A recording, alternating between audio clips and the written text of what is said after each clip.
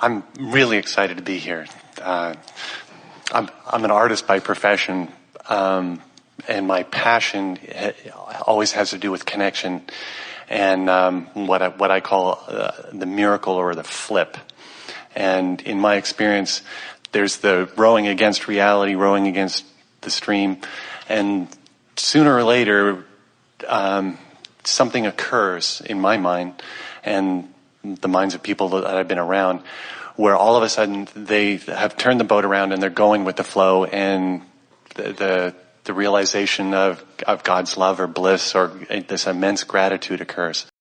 And sometimes that occurs through just staring in my wife's eyes or in a friend's eyes, and all of a sudden, all of the stuff that was going the wrong way lines up and goes the right way.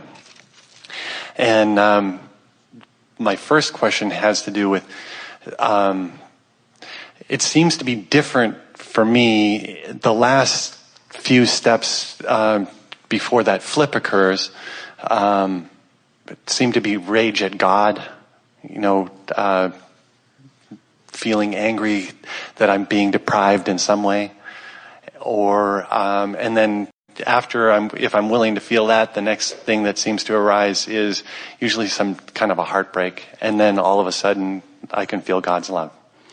Now that's different than the process that you describe consistently, where it goes from anger to frustration to, I guess I forgot, depression, and eventually it gets to allowing. And I just wanted you to address the difference in those two, and why is my experience so different than the one that you described? Because you like drama. Okay.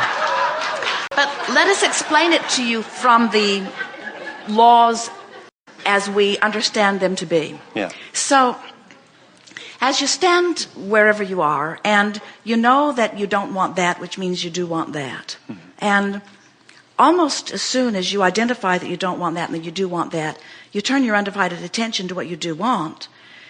So you just begin flowing in the direction of it. So it's sort of like you ask and it's given, you ask and it's given, you ask and it's given, you ask and it's given.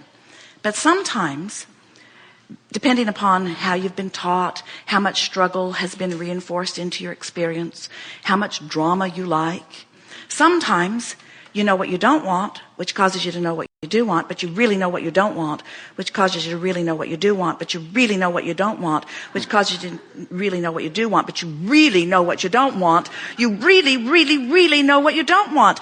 Don't you know what you don't want? Don't you know? Let's see if I can find an online chat group that agrees with me about what we do not want. Let's join those groups about what we do not want. Why would God do something so awful to us? In other words, as you dramatize what you do not want, law of attraction continues to respond to you. And so what's happening is the stakes are getting more. In other words, a really knowing what you don't want gives birth to a really knowing what you do want. Now, here is the most exciting thing about your powerful question. The more you live life, the more you dig into it, every time you know what you don't want, you cause your stream to go faster, because every time you know what you do want, you're asking, even if you don't stop and say, what I want is, there is an implied, understood knowing by the universe of what you are asking for. And so the non-physical part of you is becoming. And by the nature of the drum that you're beating, you're not coming along. But remember, this is not Disneyland, and you can't turn the stream off. And so the stream is flowing faster and faster and faster and faster. And sooner or later, you gotta sleep. Or something will happen that will distract you for a moment. In other words, a little bit of allowing goes a long way in a very fast moving stream, you see. And so that's the flip that you're talking about.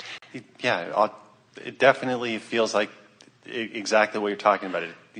And sometimes I just spend time with my wife looking into her eyes, or a friend looking into their eyes, and I'll notice all the paddling against, and then all of a sudden I can start to feel what feels like grace, and it's now moving in Well, the what direction that is a meditative process. In other words, when you're doing something like staring into someone's eyes, that's paramount to deep breathing. That's paramount to putting your brain on pause. That's the same sort of thing as meditation. When you quiet your mind, you stop thought. When you stop thought, you stop resistant thought. When you stop resistant thought, that's that flip you're talking about. Okay. That's that turning in the stream. Yeah. Good. Yeah. And friends, there is not anything wrong with letting life cause you to give birth to more and more desires. We are not for a moment suggesting that you should just, in a limp way, want and get, want and get, want and get, want and get. We understand. You have come forth because you understand the power of the contrast. You know that big desires are born out of bigger contrast. And you love the feeling of big desires. One of the things that Esther has been most annoyed with us about is that she remembers wanting things from a place of not believing that they could happen. And she remembers the drama of those desires. And she remembers thinking that if something that big could happen, how it would just take my breath away. And it annoys her that things can't happen when there's that much distance between what she's asking for and what her belief or expectation is. It's annoying that she has to get into the place of fully expecting it, so it's just the next logical step before it happens, because she, like you, like all of you, does like the drama of it. But we promise you, once you get into the rhythm of remembering the law of attraction, and once you deliberately, day by day, you see, we are not teaching you how to line up with your energy so that you'll get your stuff. Oh, you'll get your stuff. The manifestations must come, but we are not teaching you to line up with your desire so that the manifestations will occur. We're encouraging you to get moving in the direction, because the ride on the river is what you really, really want.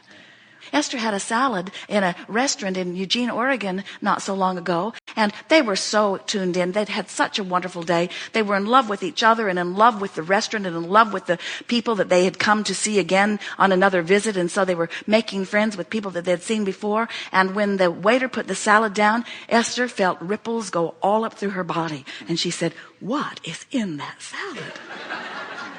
And we say, when you're already tuned in, when you are allowing yourself to be in the vibrational alignment with who you really are, then everything that you are living feels like that. Then you can receive those insightful, come this way, come this way, come this way. And your inner being is always calling you toward the culmination of that which you have set into motion. But we don't want you, and sometimes it happens. You hear stories like that, or you have experiences like that, and then you're bummed out when you're over here beating a negative drum and not feeling like that. And we want you to feel all right no matter where you are. We want you to give yourself the benefit of the doubt and make peace with where you are, wherever it is. And in that attitude, you'll just keep turning, and you'll just keep turning until you'll begin to live a predominant amount of life right there, close to that vibrational becoming, hearing the call of source guiding you minutely, infinitesimally, step by step toward all of the things that you're wanting. And that really is what you planned. You wanted life to be like that for you. You didn't intend to make it hard. You intended to feel the blessing that you know you are deserving of. And when you're hearing that voice, you're in that mode. Yeah, good. Absolutely. Yes, very good. So, when you described the salad, my heart burst into tears of gratitude for hearing your words, because to me, that's the goal, and often the feedback that I get for the artworks that I create, that they're like this salad that illuminates people's lives. Well, everything about that salad had been grown. It had been growing in a garden that morning. It had been carefully gathered by someone who cared about what they were delivering to them, and had been carried in a basket and carefully washed and then carefully arranged. In other words, all of the intention that had been placed around that salad was such a vibrational match to the appreciation that Jerry and Esther were flowing. And so it was that exchange, and that's the way you are intending to live life. But our message to you is, if you're not feeling that way, it's okay too. Just do the best you can from where you are, and eventually that will predominate. Very awesome. Good. Thank you. Can I ask one more question? Can he? So you see, the work is not the difficult thing you have been thinking that it is. It isn't about figuring it out all at once. And it isn't about solving the problems of the world, or even about solving your own problems. It's about recognizing that the solutions are already there. It's about recognizing that the answers to your questions are already there. It's about recognizing that your fortunes have already amassed and your lovers are already queued up for you. It's about recognizing that vibration has preceded you, because when you ask, it is given. And now your work is to allow what has been given in. You cannot get it wrong. You've heard us say that a few times here. And something that we've been feeling from you, it's really an interesting thing. So many of you come to this paradise in the quest to relax and lay back, and then you become the most intense people on the planet.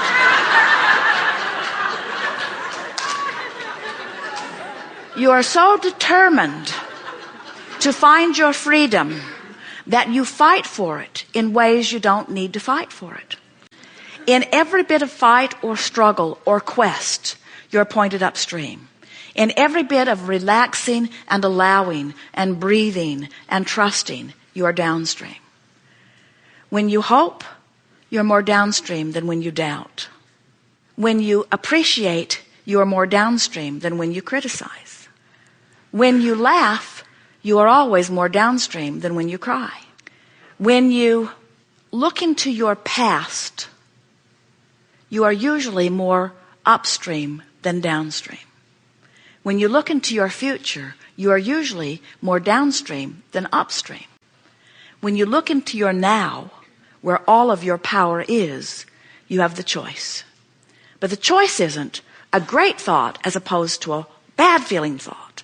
The choice is only a slightly better or a slightly worse feeling thought. And that's what you want to tune yourself to. You want to tune yourself to, is this an improved thought or not? Esther is driving down the highway in the monster bus with the car in tow, wailing at speeds we cannot tell you. We really can't tell you. The speedometer doesn't go that far sometimes. And Jerry is in the back, clinging to life, doing some project, working on something. And Esther will think of something that she wants to tell him. But he can't hear her. She was honking the horn, but it was scaring drivers off into the bushes. So she found a button that she can push, that when she pushes it, it turns all the lights on. And when she pushes it again, it turns all the lights off. So he sees the lights go on and off, and he realizes Esther has something to say. So he puts away whatever he's doing and makes his way all the way to the front of the bus and says, yes, you have something you want to say? And Esther sometimes says, oh, never mind. It was an upstream thought. And we say, isn't it nice that he was all the way in the back of the bus? Because if he'd been sitting right there next to her, she just would have blurted it out. And then he would have either agreed, which would have made it more upstream, or disagreed, which would have made it more upstream for Esther. In other words, when you've got an upstream thought and you start talking about it, it always becomes more upstream. But the fact that it took him a while to get there gave her an opportunity to realize that it was upstream and to begin making another decision. And that's what we wish for you. We wish for you to realize that you have an option of feeling a little worse or feeling a little better. And that's all that the art of allowing is. And as you make the decision to feel better as much as you can, before you know it, all that stuff that's been lined up outside your door, all that stuff that's floating free in the river, all that stuff that the universe has orchestrated on your behalf begins to flow into your experience. You rendezvous with the answers to your questions. You rendezvous with the solutions to your problems. You rendezvous with your lovers and your fortunes and your wonderful times of life. You rendezvous with what you deserve and have deserved all along. And we take such delight in watching the rendezvous. But do you know? We're taking delight already in what you've amassed. And if you have to croak before you catch up, that's fine with us. But this gathering is about showing you how to catch up now, if it is your desire. We've enjoyed this interaction immensely. There is great love here for you. We are complete.